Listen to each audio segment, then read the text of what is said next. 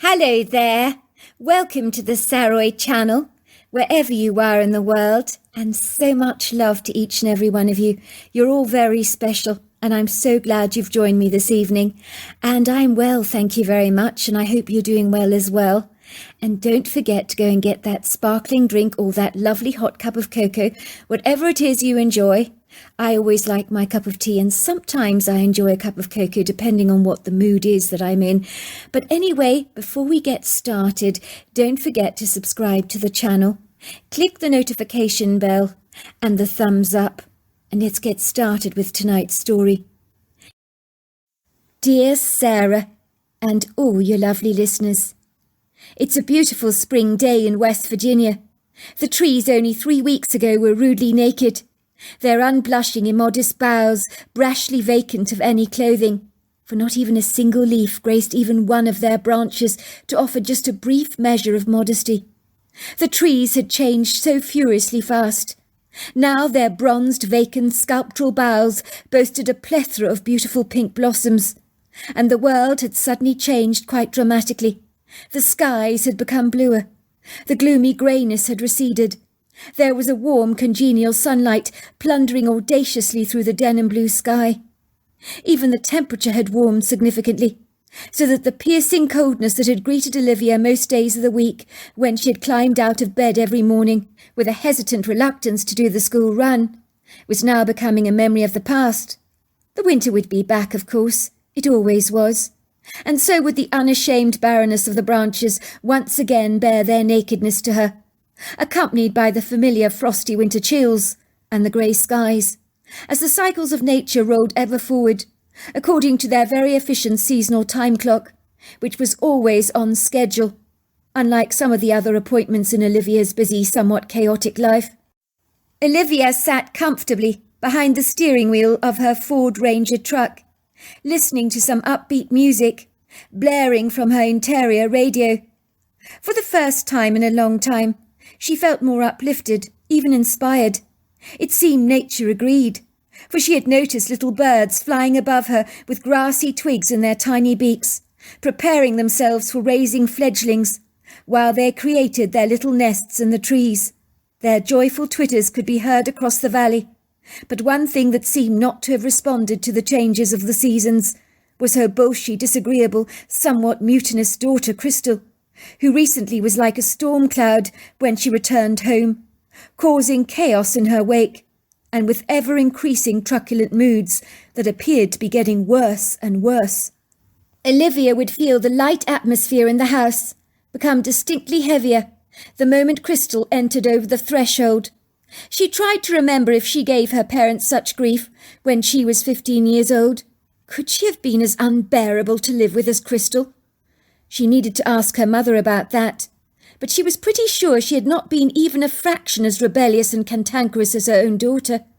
She grimaced as she sailed through the traffic, which was thankfully rather light this morning, although one rude driver had honked their horn at her a couple of times and given her the finger. But Olivia never allowed herself to be upset by somebody else's grievances, apart from those that concerned her own family. Olivia lived and breathed for her children. They were her life. She was clandestinely wondering what it was that the headmistress, Mrs. Beckett, had to say to her about her daughter Crystal. I mean to be called to the headmistress's offices at 10 o'clock in the morning, while her daughter was still in attendance at school, did not sit well with Olivia Jenkins. She knew her daughter's vacillating, capricious moods were as changeable and volatile as the weather of late. It was like when her daughter turned 15, gone was the sweet, charming little girl she'd loved so much, to be replaced with a raging hippopotamus. Olivia privately compared her daughter to a hippopotamus, not based on size at all, as Crystal was very slim, but her moods were as large as a hippo. She had recently learnt that hippopotamuses are the most dangerous land animal on the planet, renowned for being pugnaciously belligerent, very unpredictable. Let's just say, at 6,000 pounds, with sharp teeth that can crush a human to pieces, hippos are responsible for killing 500 people in Africa every year. They can make a tiger seem like a docile pussycat by contrast. In Olivia's mind, her daughter had much in common with a highly strung hippopotamus. 1 minute her daughter could be as light and breezy as a beautiful spring day, very likeable. Then she could suddenly become treacherously cold and uncooperative.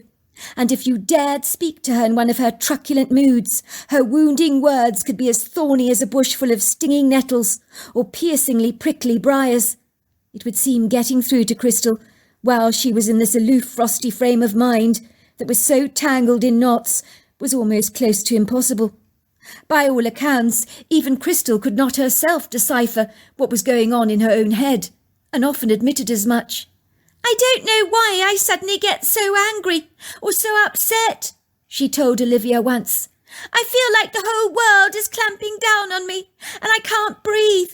I become so irate, so angry, so frustrated." Olivia had tentatively taken her bashful daughter in her arms and kindly assured her that her raging hormones were the problem.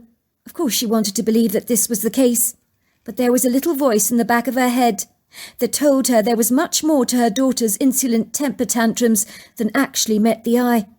Olivia knew that children could be difficult at the very best of times, especially when they became teenagers, and with the daunting pressures and unrealistic superficial influences of social media websites, things had become turbulently choppy for youngsters these days, as they courageously navigated their way through life.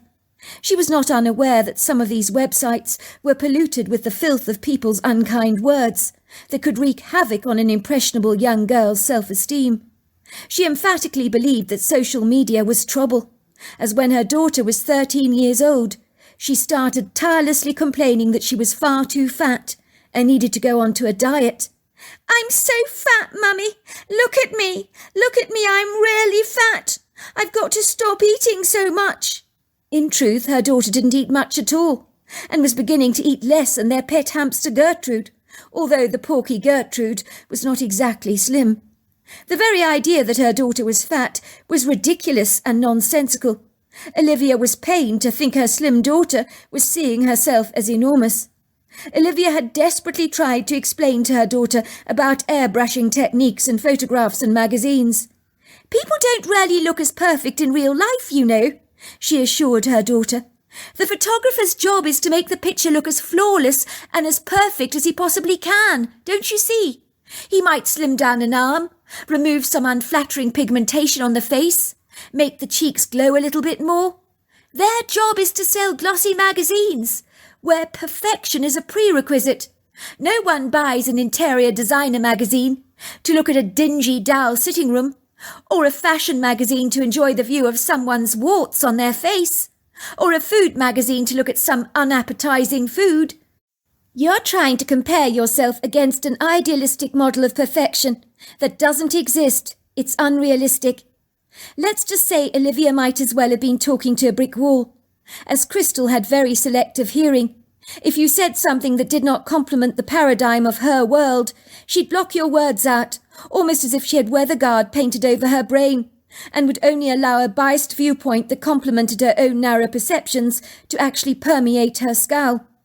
Olivia finally reaches the school. She parks her car on the opposite side of the street. She gasps at the beauty of the spring day, as all the amelentia and bright pink-red budwoods are all in bountiful blossom. The red brick federal-style school building looked like an imposing mansion belonging to a debonair rich family from bygone days, which isn't surprising, as in its former days it had been just that. In the 1960s, it had subsequently been converted into an upstanding private school for girls. She climbs out of her truck, closes the door behind her, and drinks in the crisp fresh air, taking a deep breath. Olivia was surprised to find her fingers were actually trembling. There was a deep pit inside her stomach. She realized she was more nervous about her meeting with the formidable headmistress than she actually cared to admit. "Hold it together," she told herself. "You're a parent, for goodness sake, visiting the headmistress. You've got nothing to be nervous about." She walked through the open gate of the school, holding her head up high. If she acted confident, it might enable her to believe that she actually was. She ambled down the arched corridors, towards the sign with an arrow saying, "Mrs. Beckett, headmistress's office, this way." She dutifully followed the sign, where a pretty stone path lined by hedges of French lavender, with trailing white roses that tumbled over its edge in a plethora of white blooms, even this early in spring, led directly towards another modest red brick building. The building complemented the main school building, only it was the size of a small house. Olivia walked through the arched corridors in her flat pumps, physically straightening her skirt to iron out any imperfections, like she might have done in her younger days when visiting the headmistress's office. Some habits die hard. She passed several doors until she finally came to a gleaming white door, with a sign on it that read, Mrs. Beckett's office. Olivia is reluctant to knock on the door, when right now all she wants to do is run away as fast as her legs can carry her, away from the headmistress's office. There's a nagging feeling in her gut that simply won't abate. She ponders why the hell the headmistress has called her to the school. It is the not knowing that is really irking her.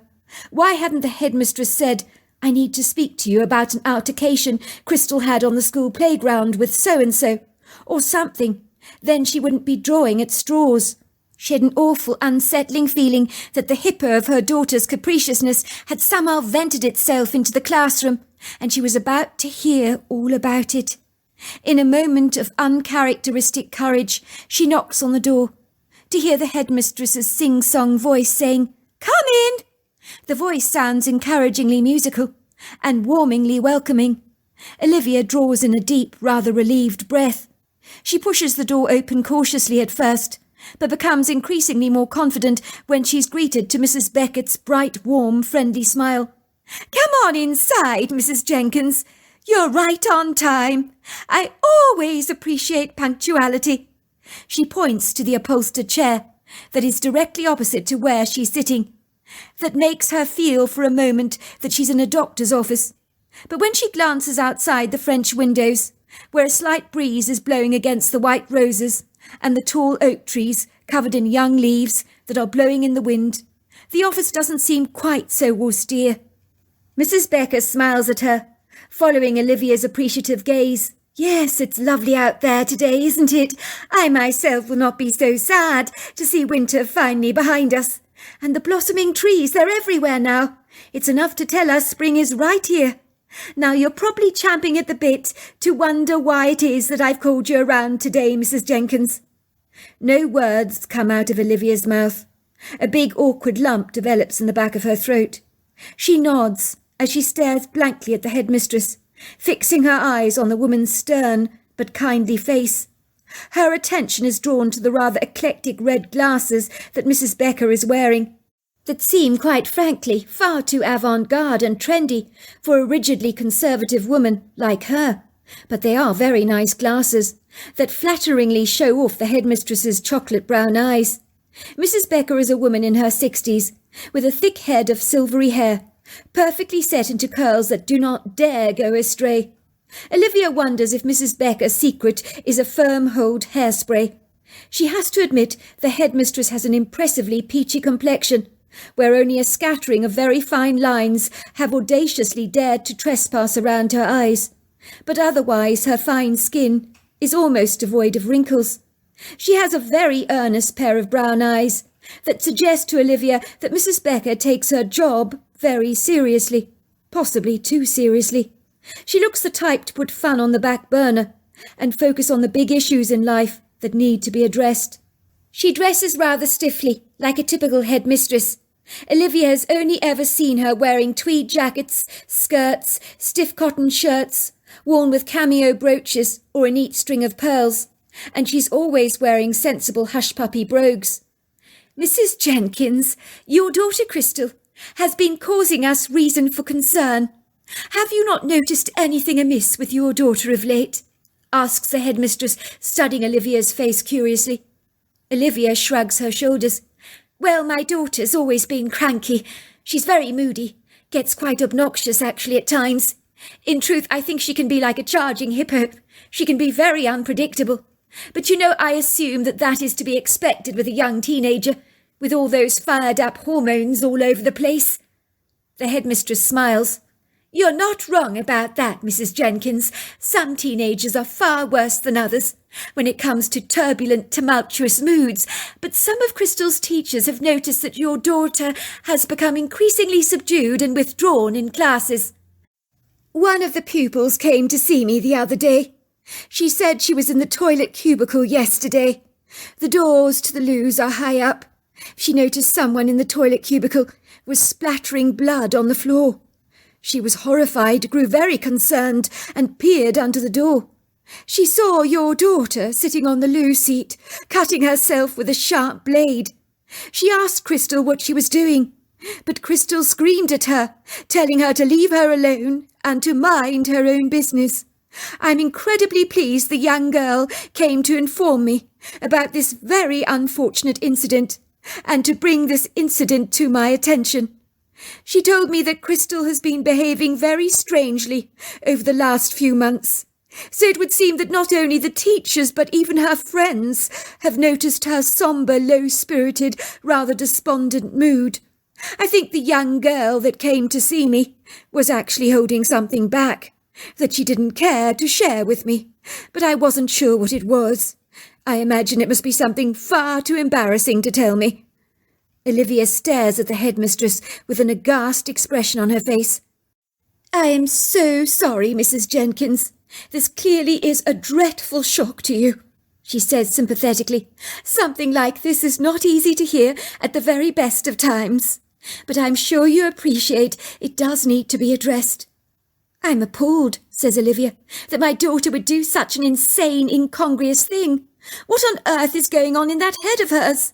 I'm so sorry, Mrs. Baxter. I don't know what to say. There are no words. Mrs. Jenkins, it's a cry for help. That's all it is. It's not uncommon for teenagers to cut themselves, you know. For some reason the pain that a cut inflicts brings them relief. In a way we might feel relief after a hard day at the office by enjoying a glass of wine to relieve our stress. Or a bulimiac vomits to relieve themselves of the food that they've ingested, which makes them feel so much better.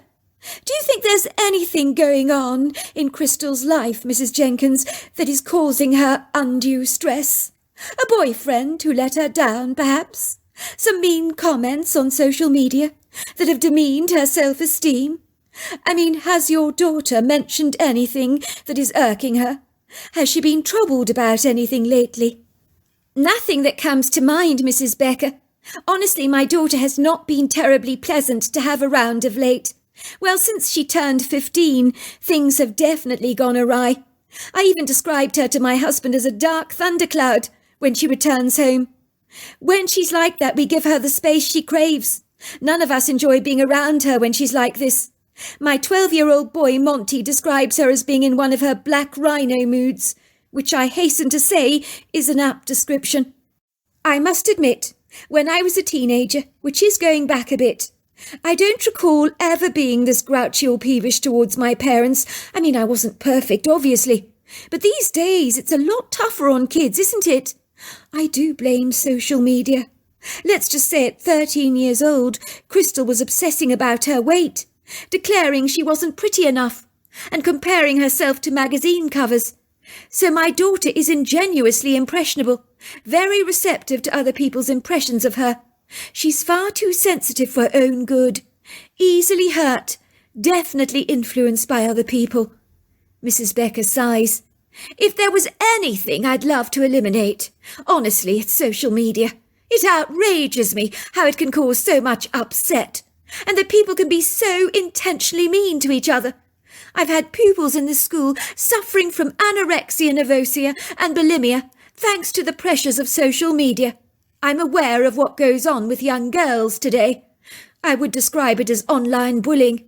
And the joke is those bullies would never ever have the courage to say outright what they write down in the comments section, where they can remain safely anonymous.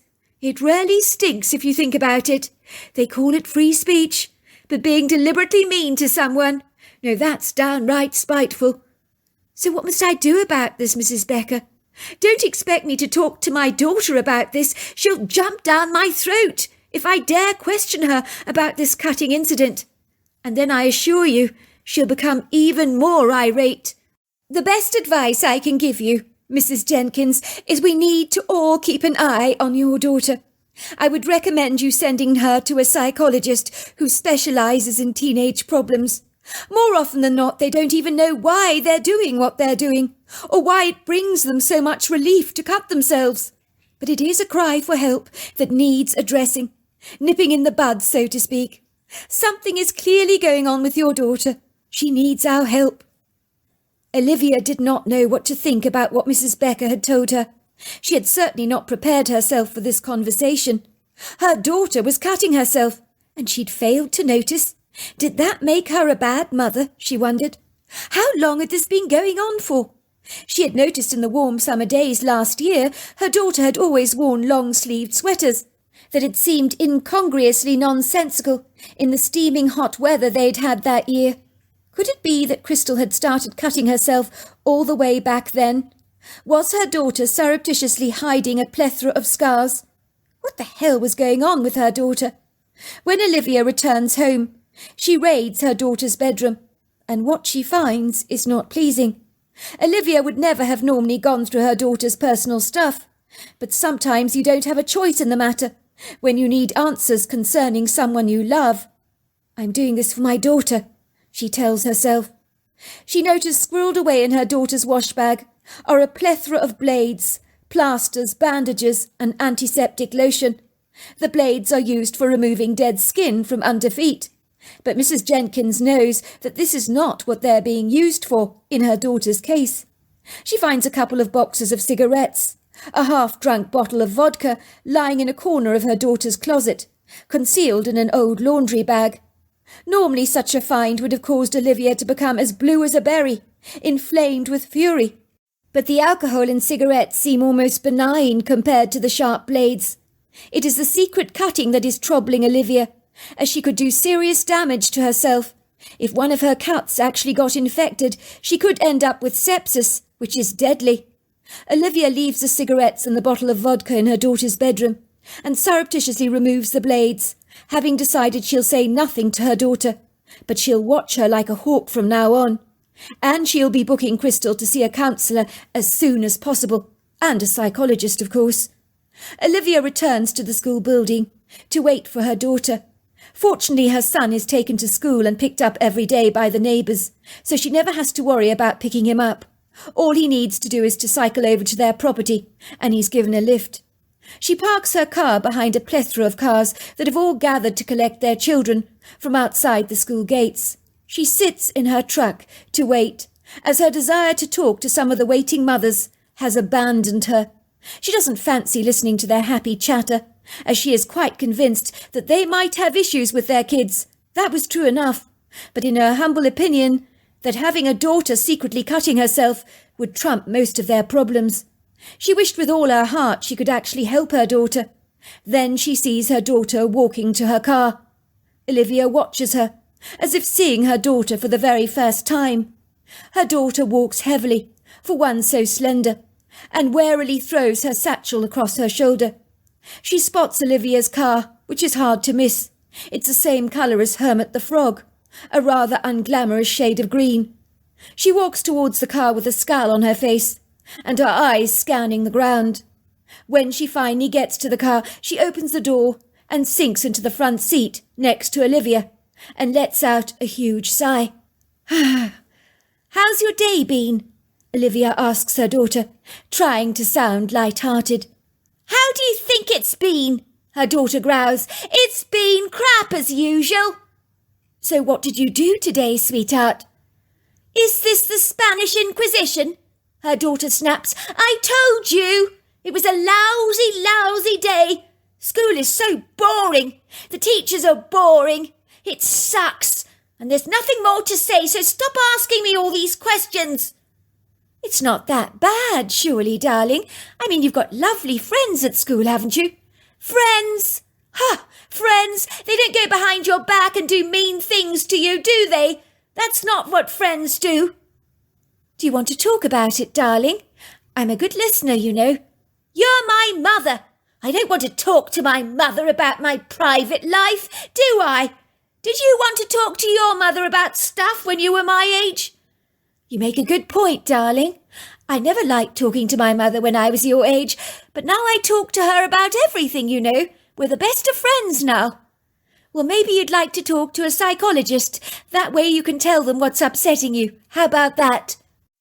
Who says I'm upset, Mum? She says indignantly. A shrink? Mum, are you for real? Why the hell would I want to go to a shrink? I just thought it might be a good idea for you, darling. It's not something to be ashamed of.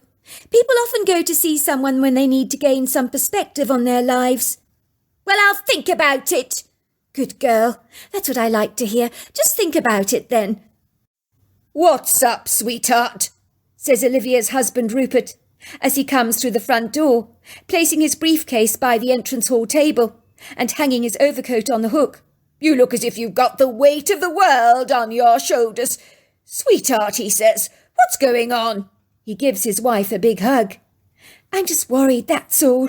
About Crystal. Actually, I'm really worried. I went to see the headmistress at school today. I was informed that one of the girls caught Olivia cutting herself. They went to report what they'd seen to the headmistress, as they knew that Crystal must be having issues to be cutting herself. She was bleeding quite badly, I gather. Our daughter is cutting herself, says Rupert, looking nonplussed. Why would she do something that insane? That's incredible. Why would she do that? Darling, please don't overreact. It's not as uncommon as you think. Some young people do this to themselves to get relief, I gather. It's not uncommon, as I keep telling you. And all we need to do is to send our daughter to a psychologist. It seems to me you're right about that. Our daughter's going to be needing a lot of help.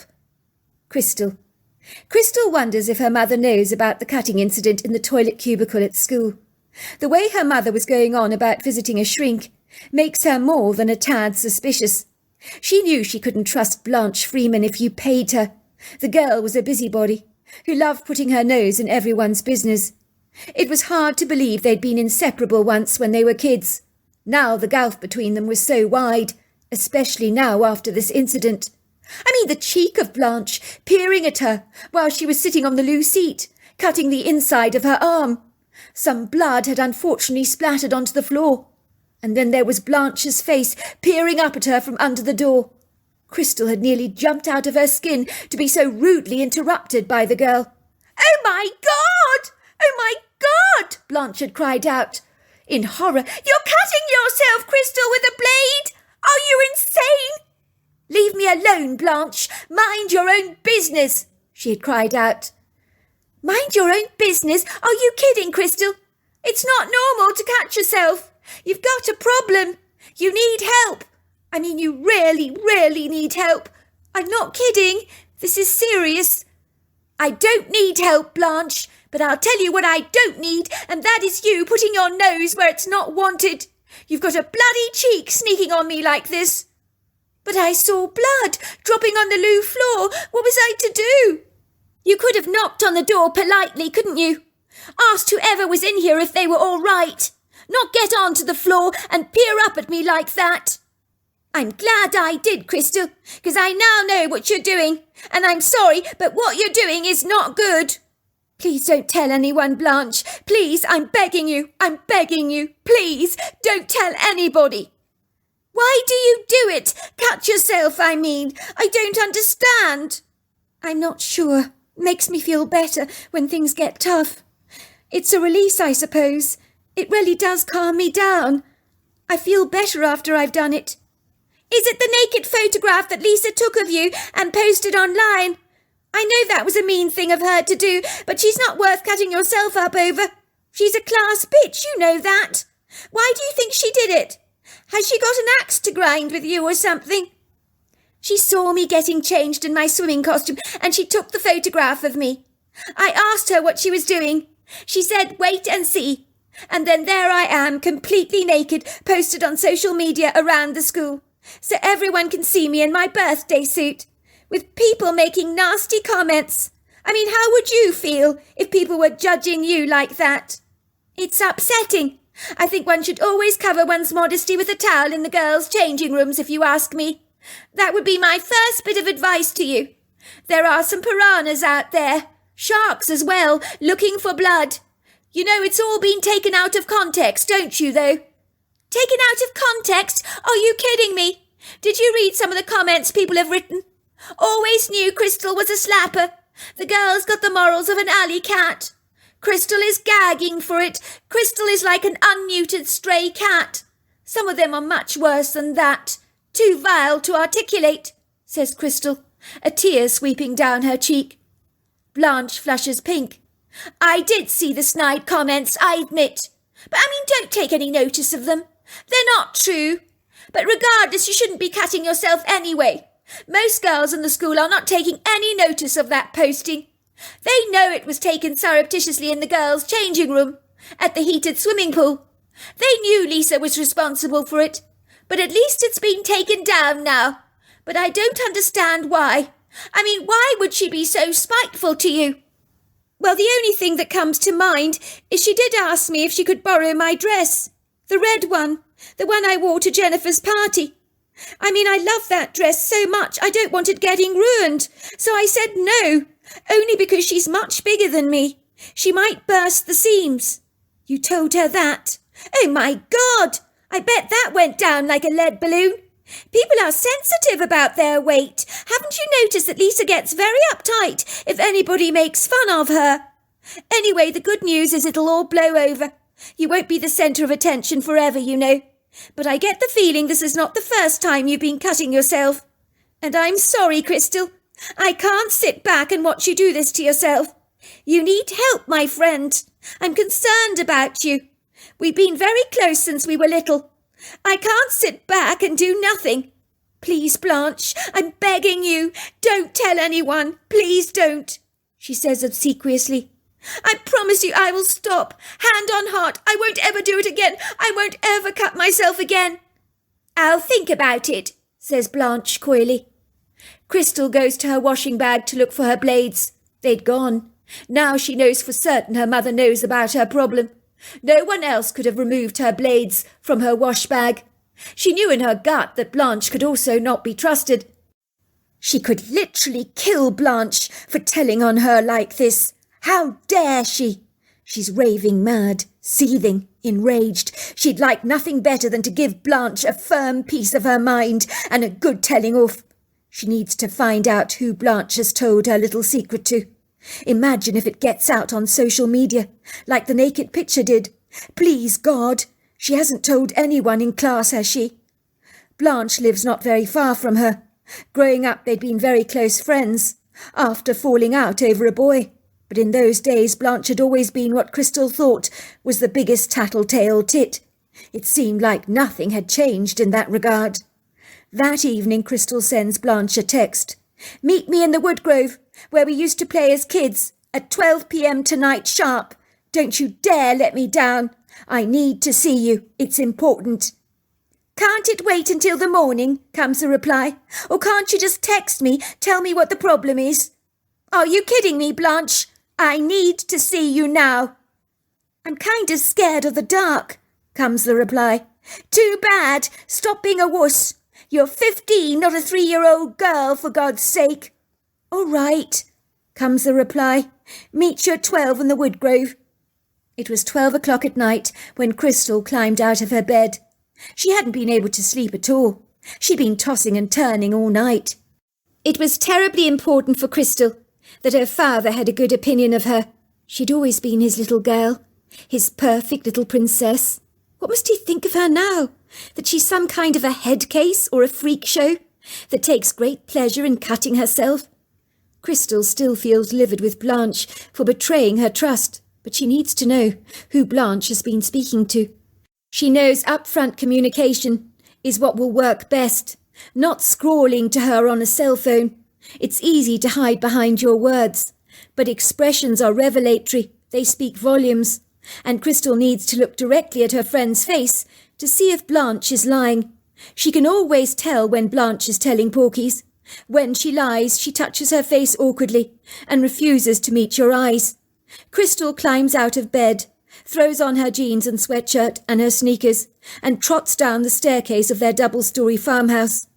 The staircase creaks and groans, as it has done since she was a little girl, but the family are used to the noises by now. They probably think Crystal has just gone downstairs for a glass of milk. She can hear the light snoring from her brother's bedroom, and her parents are clearly fast asleep. Her father's snores are particularly pronounced. It's dark in the house, but the night light on in the landing illuminates her path clearly. Gustave, the old big dog, that must be about 15 years old now, looks up from his basket in the kitchen. No one knows what breed he is, but he looks like there's a Labrador, sheepdog and boxer in his DNA. He's a very quiet, rather gentle dog, who's never barked much. He's quite an easy-going character. Crystal strokes his head lovingly. "Good dog," she whispers. "I'm going out. I won't be long. Promise me you'll be a good boy." Gustave looks up at her through congenial dark eyes, as if to say, "Would I be anything else?" Crystal opens the back door of the kitchen, closing it behind her very gently, placing the key in the pocket of her jeans. Even though it's early spring, the nights are still fresh. There's a cool breeze whipping against her face. Crystal puts on her head torch and ambles towards the bicycle shed. Crystal has never been afraid of the dark. She's always loved the soulful evening, listening to the trilling sounds of the crickets and the frogs, while gazing up in reverent awe at the stunning Milky Way. The stars here in West Virginia are unusually bright tonight. The moonlight is not ungenerous. It splashes its soft pearly light across the backyard. Crystal cannot see the definitive details of the trees or plants, but she can see her way ahead. With her bicycle in her hands, she manoeuvres it to the front yard, rolling it forward. She then climbs onto the seat. She manoeuvres her bicycle down the recently tarmacked road, gliding smoothly as she cycles towards the woodland hiking trail, used sometimes by the occasional dog walker, or even horse rider from time to time. But this is where she and Blanche would meet each other as young girls, to play together in the wood grove. They'd experienced many wonderful times in this tranquil sanctuary. Finally she reaches the wood grove, replacing her bicycle upright against a large tree. She waits for Blanche to arrive on her bicycle. There she is, looking far from amused. She climbs off her bike and places it on the tree next to Crystal's bicycle. "I was having such a great dream, and then my alarm went off. It's amazing I didn't wake up my entire household. Why on earth did you want to see me in the middle of the night like this? Why could we not talk on our cell phones? I don't understand." "I needed to see your face, Blanche. I needed to speak to you personally. I wanted to know how my parents know about my cutting. I heard them talking about it this evening. My dad sounded appalled, really grossed out." "Well, can you blame him? That sort of thing isn't easy to hear, is it?" "Who the hell did you tell, Blanche? I need to know. Please spill." "Let's have a cigarette first," says Blanche, pulling out a pack of cigarettes from her back pocket of her jeans. "Since you dragged me out in the middle of the night like this, we might as well make the most of this opportunity and have a smoke behind the parents' back. It's a little like old times, don't you think, meeting up in the wood grove like this? We used to be here a lot when we were little. I haven't been here for ages. It feels quite nostalgic, really." "It does, rather," says Crystal wistfully. "I miss those times. I miss our friendship, Blanche. I can't believe we fell out over Ted van Hookstraten of all people. He wasn't worth losing our friendship over. No boy is. What? He kissed me, and he kissed you. We both found out about it, and we hated each other ever since. We were ridiculously jealous of each other. For what reason? It's pathetic." "I know," says Blanche, pulling a remorseful face.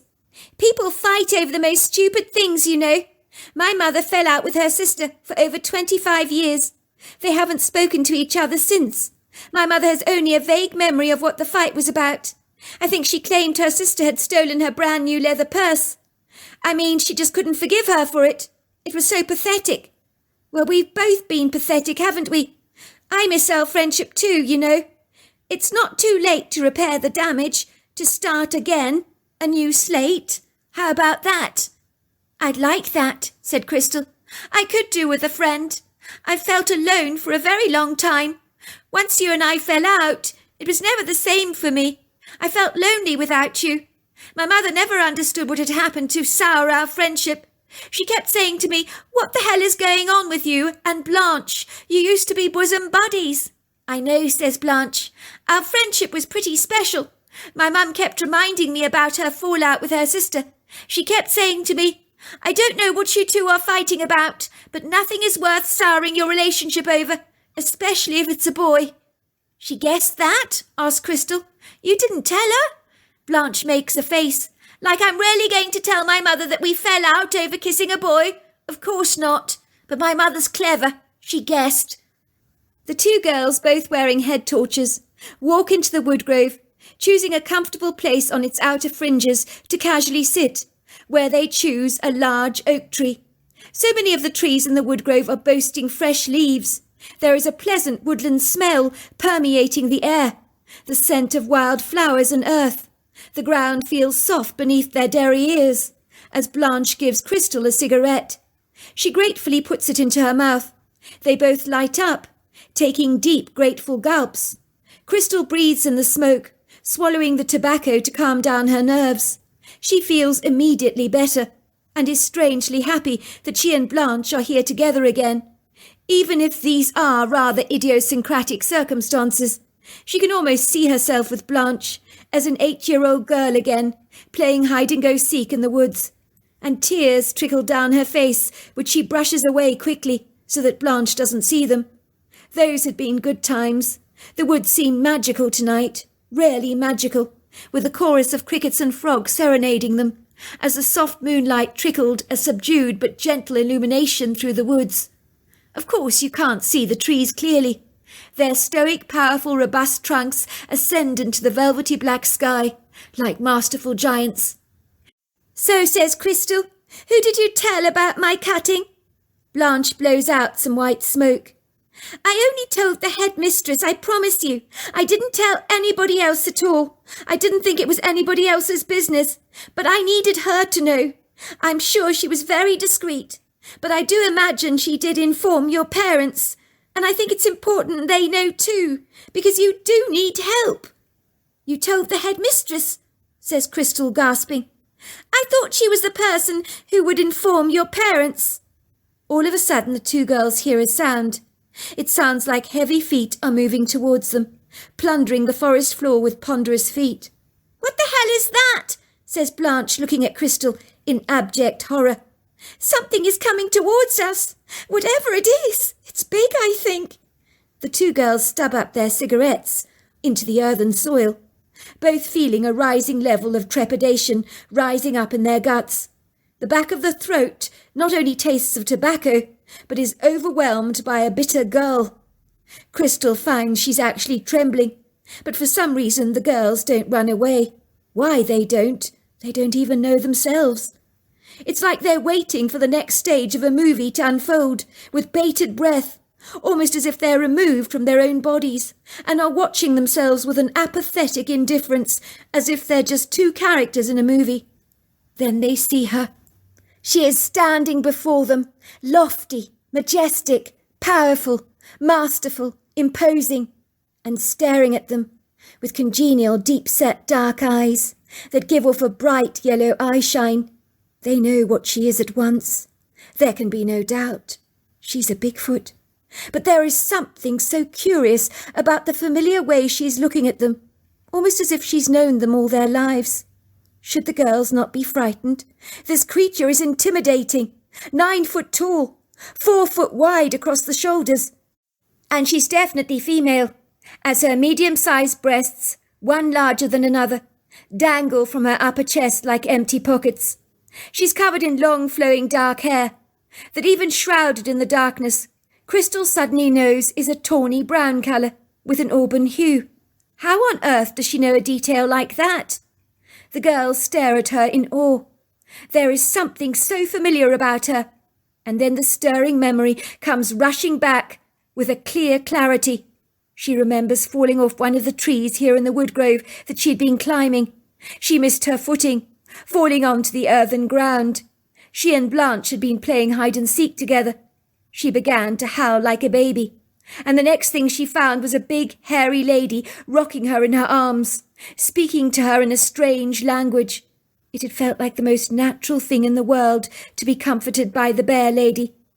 When Blanche had seen the bear lady cuddling her friend, She'd wanted a cuddle too, and so the bear lady had cuddled them both in her arms, rocking them gently. They were about 8 years old at the time. They loved the bear lady.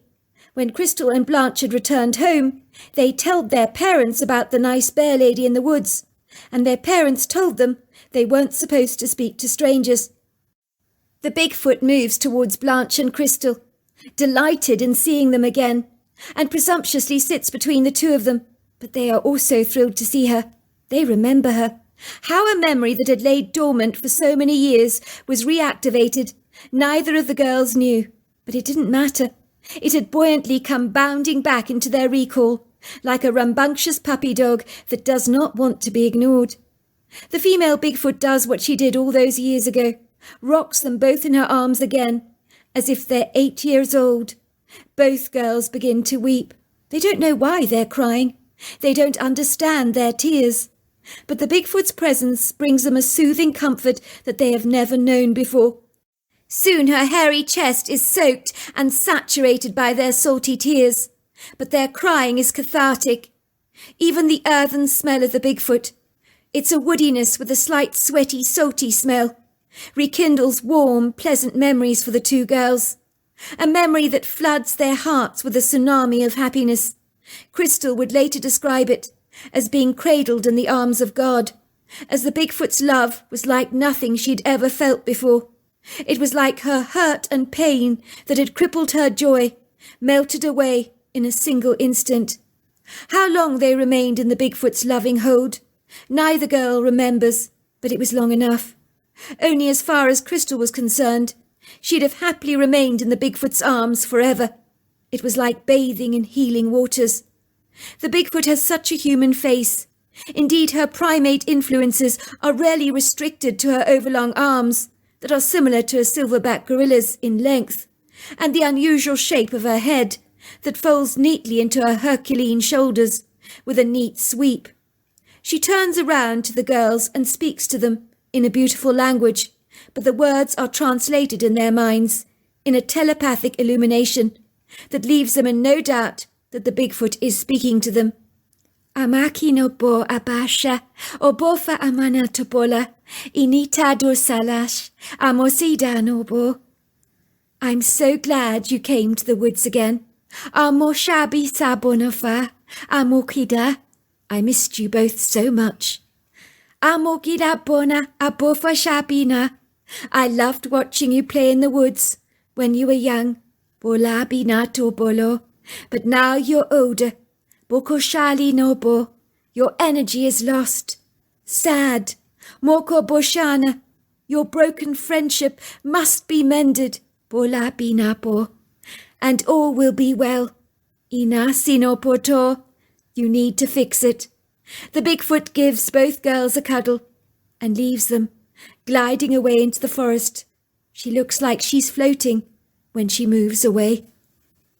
She's right, Blanche, you know. When I lost my friendship with you, I think the loneliness was all-consuming. The anger I felt towards myself really just wouldn't stop. I couldn't stop cutting myself after that. I think I found the source of my hurt. I've just felt so terribly alone. Well, we can fix that, can't we, says Blanche, because from now on, we're going to be the best of friends. We've always been best of friends. You're more than a sister to me.